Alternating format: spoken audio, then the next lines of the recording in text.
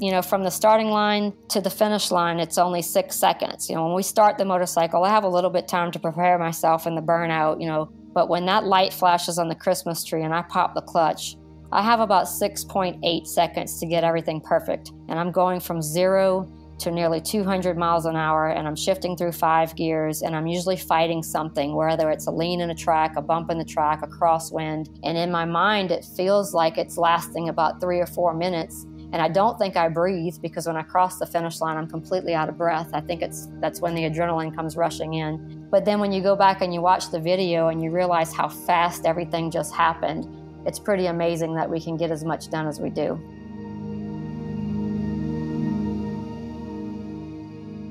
My name is Angelle Sampey. I'm the rider of the Harley-Davidson FXDR. I'm a 3-time world champion in the National Hot Rod Association.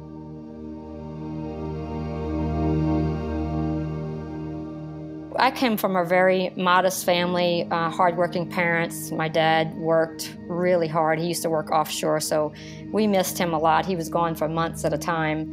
One of the things that he did do when he would come home was to take my brother and I racing on our dirt bikes. I was about 5 years old when my brother was racing, and I would just go to the track with them and watch. And I loved it so much, and I wanted to be on a motorcycle so bad. I started begging for one. And I remember from my 6th Christmas, I don't even think we were living on our own yet. I believe we were still living with my dad's mom, my grandmother, because I remember the motorcycle being in her living room in front of the Christmas tree. It was the biggest Christmas present of my entire life, because it changed my life from that day forward.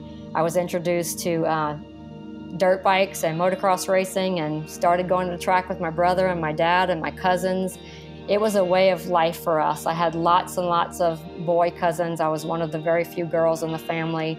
So I was surrounded by boys all the time, and surrounded by motorcycles, of course, and that's just what we did. It's what I remember. I remember coming home from school, getting off the school bus, and jumping in the car or the truck or the motorhome eventually. We were lucky enough to finally get a motorhome.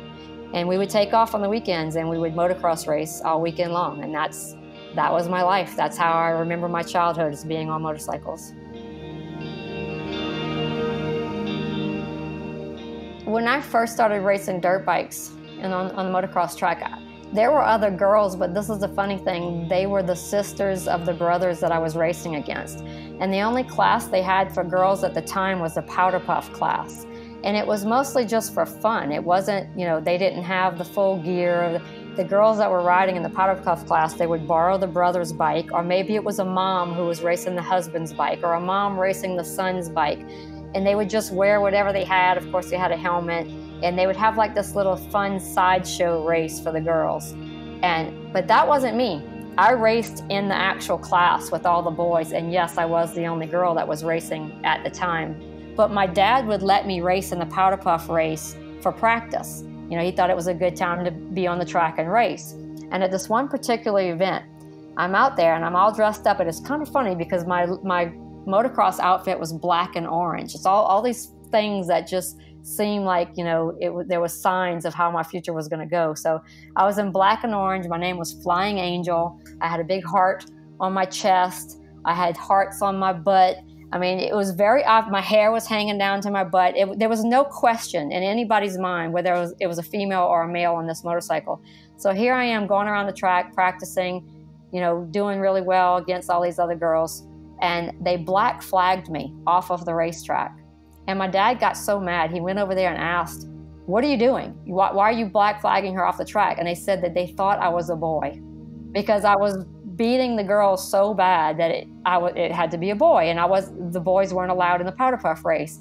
He was so angry. I remember him yelling, "You're telling me her hair's hanging down to her butt and she's got hearts all over her? You think it's a boy?" But yeah, so they kind of, you know, banned me from the powder puff races after that. Oh, I was so totally motivated to be told that I couldn't race in the powder puff class.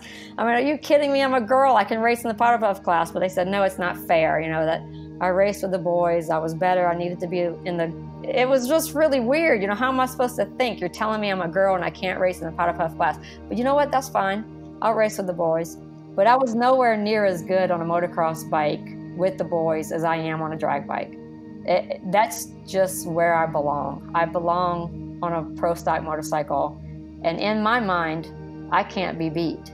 So when I get out there, one of the things that happens when I put that helmet on, I had talked about, you know, the release, the stress release and the freedom.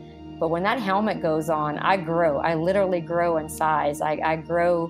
My favorite saying is I grow into a fire-breathing dragon, and I can conquer the world. So I feel like at home when life gets tough or something bad's happening, all I need to do is put my helmet on, and then I can conquer anything. Today in pro stock motorcycles, there's a ton of girls.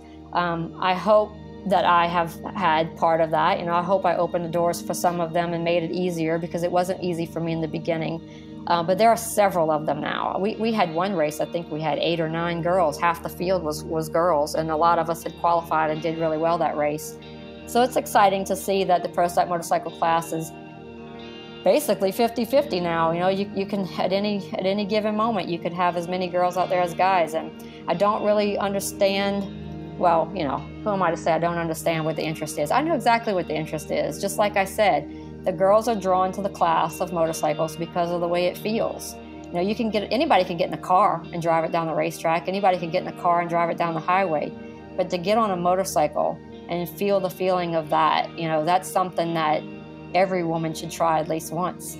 But I think that's what it is. You know, everybody loves motorcycles, and when you try it, you can't live without it. So there's several of us now. The good thing for me is I don't get the backlash anymore. You know, I'm not the girl. I don't have to worry about, oh, we don't want that girl on the racetrack. There's so many of us now. You have to leave us alone.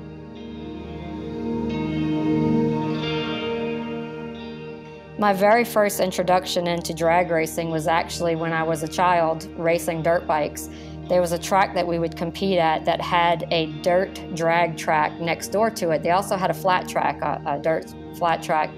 And for fun, when we weren't racing on the motocross track, they would let us go next door and do some dirt drags and some flat track racing. I actually experienced both of them at about 7 or 8 years old. And I remember my mom would make jokes about how terrible I was at motocross racing, but how fantastic I was out of the, you know, I would always get the whole shot when we would start the race. I was the first one to the turn every time. And then I was the one that would always beg to go next door to the dirt drag track and practice and play. So my mom had made a comment one time when I was a little bitty kid that she thought I would be a drag racer when I got older. And I know she was just kidding, because I know it wasn't anything she actually wanted, but it's just kind of funny how it turned out that it's what I did with my career. I don't have a reason why I ride. I think I'm addicted to it. It's not something that I do, you know, like I have a reason why I want to get on a motorcycle and ride. I do not see my life without that. I cannot imagine not being around a motorcycle, not being on a motorcycle. It's just who I am. It was instilled in me from the day I was born. I don't really know where it comes from. My mom makes jokes about it. She said when she was 3 months pregnant for me, she was riding a dirt bike in the sugarcane fields here in Louisiana, and she fell off. She did not know she was pregnant for me at the time. She found out right after that I was in her belly. And we think that something happened to my brain when she was on a bike and fell, because it is a strong addiction. I can hear a motorcycle 5 miles away. I hear it coming. I stop what I'm doing. If I'm talking, I shut up and I listen. I am addicted to motorcycles. I love to ride. I don't do it because I need a reason to. I do it because I need it to live.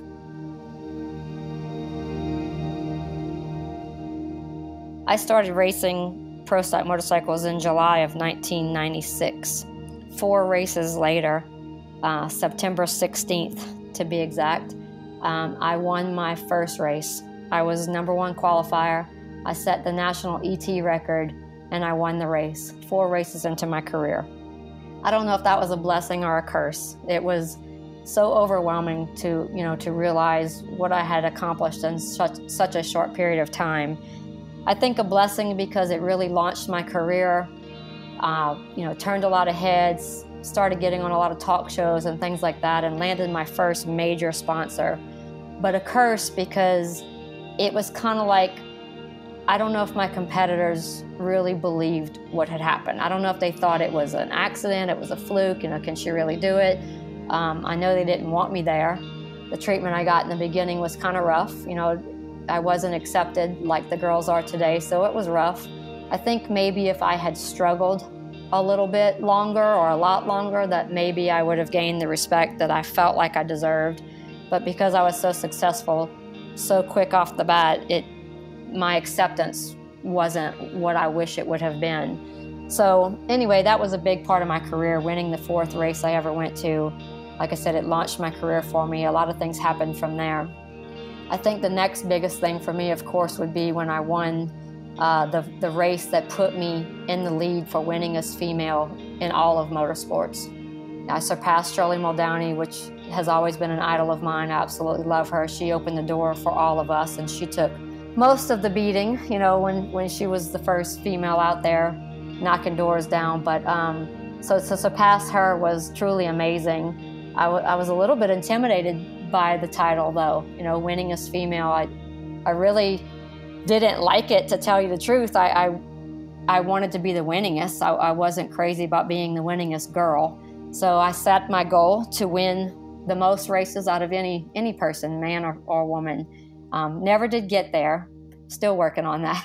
Thanks to my teammate Andrew Hines, who's making it so tough. And then there's one other moment that tops them all, and I would give everything in my career away just to keep this one moment. All 42 wins, all 3 championships, to keep the moment that I won my first race as a mom. And that was in 2016 in Englishtown, New Jersey, when my little girl, Ava Jane, was at home watching. I returned to racing for her. I had retired in 2010, and I came back in 2014 as a favor for a team that needed me. And the only reason I agreed to come back was because I wanted to prove to my daughter that anything is possible. So I set out. I had a whole new goal, a whole new dream, and that was to show Ava what she could do if she just set her mind to it and worked hard. And I struggled really bad when I first returned and wasn't winning, wasn't qualifying well. And so to get that first win for her, and she owns the trophy, she owns the Wally. It sits in her room under a sign that says, "Dreams only work if you do." I would like to think that when I pull up on the starting line next to a competitor, that competitor being a male, that he doesn't doubt me at all. And I don't think they do, because of who I am or what I ride or what team I'm on. I don't think they doubt my capabilities. But I still do think that there's probably times when the guy in the other lane is looking over, hoping he doesn't get beat by a girl. You know, I wish that was gone completely, but I don't think it ever will be. And I'm fine with that now. You don't want to get beat by a girl, I understand that. I don't want to get beat by you either. So, I mean, I understand it completely. I hope that as far as the way people treat anyone these days, you know, if a girl comes along and says she wants to try to ride, you know, not necessarily race a pro-stock motorcycle, but a girl walks into a Harley-Davidson dealership and she wants to ride a motorcycle, I would hope that no one would ever look at her like she doesn't belong there, because she has just as much right and just as much capability as anybody else. So that's what I'm rooting for. Oh, wow. When I became a mother, everything changed. Everything changed in my personal life, and it definitely changed in my professional life. One of the biggest things I had to overcome was not taking chances anymore, you know, not being as brave as I was on the bike as I was before. Crosswinds, you know, I always talk about crosswinds. When it's time to leave the starting line and there's a 20-mile-an-hour crosswind, that's a scary thing. And in the past, I was so brave, and it didn't matter. If the bike was going to the wall, I'm hanging off of it completely. I'm going to do whatever it takes to get to the finish line and win the race. And the second my little girl was born, that changed. So I go down the track now and something goes wrong or something's pushing me out of the groove, I think twice about whether or not I want to try to correct it, or how long do I want to fight it. So at first it affected my performance. You know, it took away from my success because I think I was backing off sooner than I needed to. I kind of lost some of my confidence, and I had to get that back, and it's definitely back now. I know that I'm in control of the motorcycle. I can make it go where I want it to go, and if it's totally out of control, then I just shut it down, you know, because I'm going to live to race again next weekend. But it was definitely a big thing for me to overcome the fear of getting hurt, because now I'm a mom. I actually have a foster daughter. We're just about ready to finish the adoption getting really close. She's my little cousin. So she came into our lives full-time about 3 years ago. And then she's almost 6 years old now. And then my daughter, Ava, she is why I do everything. She's why I breathe. She's why I race. She's why I work so hard. I just want to teach both of them what's possible. I don't ever want either one of them to doubt what they're capable of. And I didn't want them to just have to read articles or watch videos about what Mom used to do, which is why I returned to drag racing, because I wanted them to see it for themselves. And the great thing was that I did struggle in the beginning when I came back. And then I kept trying and I kept working and I finally won. And now I'm on the best team ever, and I know I'm going to win some more. And both of them are watching, and it's the best feeling ever.